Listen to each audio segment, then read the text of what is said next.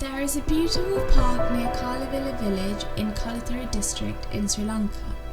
The 5-acre garden has a large house surrounded by a variety of flowers and trees. The name of this park is Brief Garden. A few small ponds inside. These ponds are full of ornamental fish and aquatic plants. The statues created in various poses stand in the garden.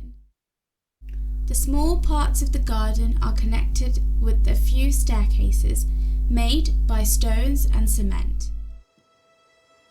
They are very geometrically striking.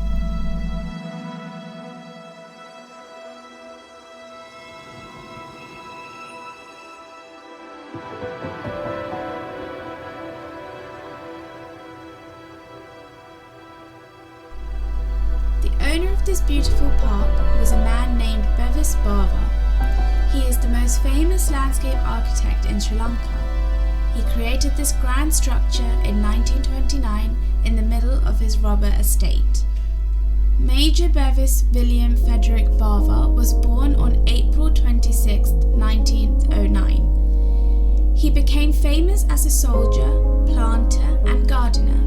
He was the eldest son of Captain Benjamin William Bava. Bevis's mother was Bertha Marianne Nee Schrader. He also had a younger brother whose name was Geoffrey Manning Bava. He was also a well-known architect in Sri Lanka. Bava studied at the Royal College Colombo, but unfortunately had to drop out of school at the age of 17 because his father had died in England. His mother had sent him to manage his uncle's rubber estate in Alutgama. After that, he joined the Royal Army. In 1929, he was promoted to lieutenant in the Sri Lanka Light Infantry, in that time the oldest regiment in Sri Lanka. In 1934, Lieutenant Bava was appointed secretary to Governor Sir Reginald Edward Stubbs. Bava served in the palace for 16 years and was promoted to the rank of captain and major. He was also a member of the first 9 majors of the Sri Lanka Army. In 1950, he retired from the army. During his time in the army, he gradually started building a new house on the brief estate in Kalawila, which belonged to his family. In 1949, he got the ownership of this estate. He later settled on the estate and gradually developed the world-famous Brief Garden. Bevis Bava passed away on the 18th of September 1992. Doolan de Silva, who was his manager, is now the owner of this valuable house and garden. When Bava died, all his property was bequeathed to his servants by a last will and testament. This large house where Bevis Bava lived still displays that old grandeur today. Everything in this house remains the same. His bedroom is intact with everything that was there.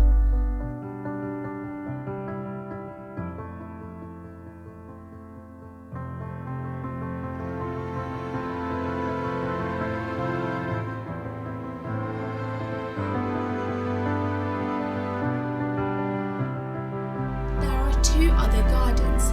These are small in size but aesthetically pleasing.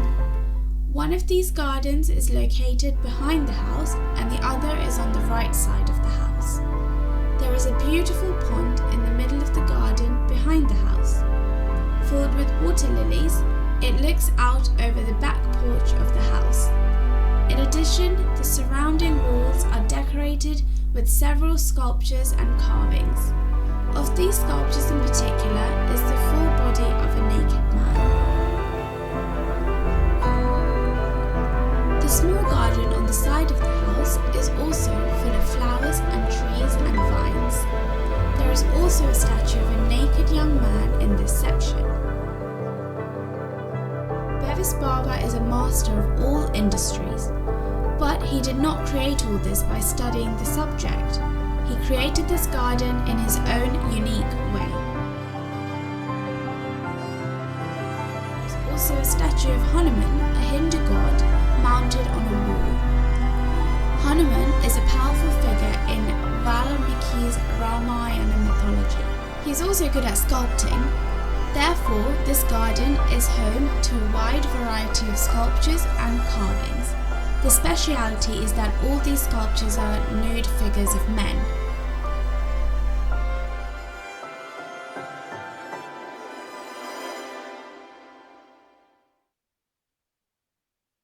On the wall to the right of the porch is another white statue of a male figure. Notably, this is the only male statue that is not nude. The large garden in front of this beautiful house is adorned with 2 ponds. The stream of water, which is arranged like a stairway to allow water to flow down to one of these ponds.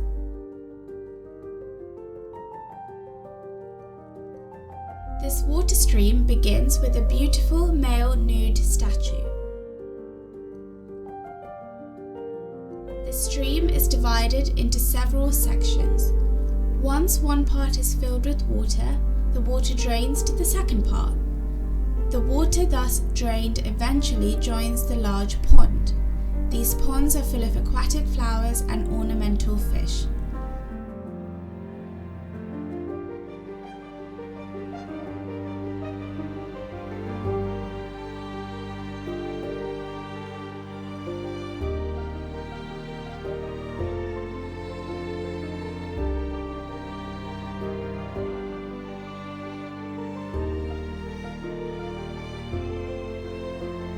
There is another small lawn in this front large garden. This is the flattest part of the garden.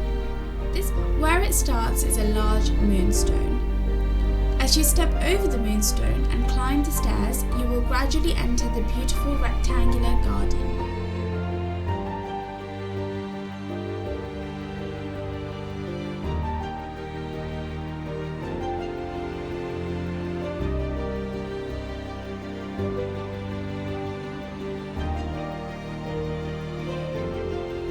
This part of the garden is covered with lush grass and can be accessed via a staircase from the house as well as from the bottom of the garden.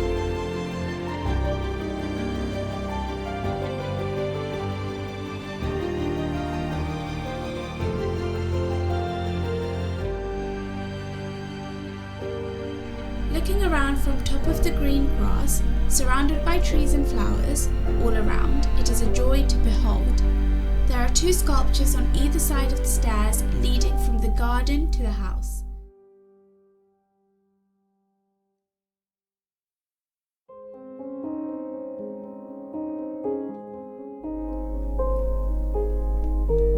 The lower part of the garden is covered with tall trees, vines, as well as flowers. There are also several built-in stairs. Benches and chairs made of stone and wood are available for relaxation.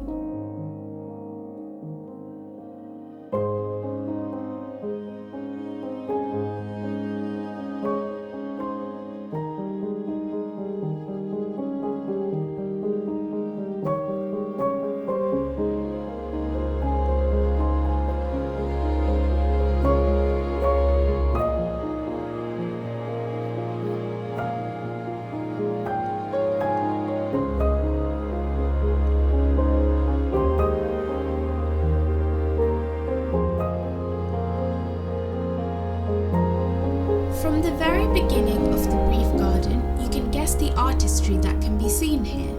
The beginning of the garden introduces a huge collection of sculptures. You will be confused by the sculpture of an unusual face whose hair is tangled, that's sitting on top of a large moonstone.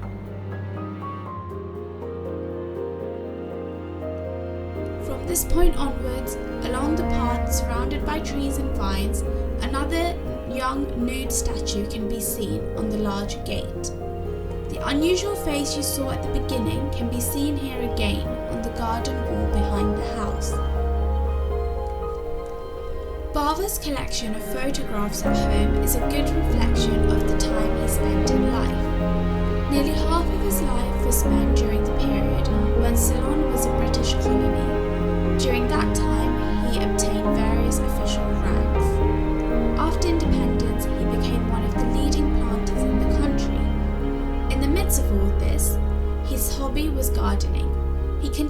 that hobby until his death. He was also a philanthropist who donated everything he had at the time of his death to his servants.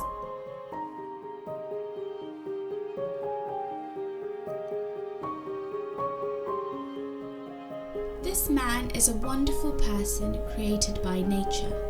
We do not know how his life was spent in the midst of this vast estate, but the creations he made during that time, such as the brief garden, is a great legacy he inherited into this world.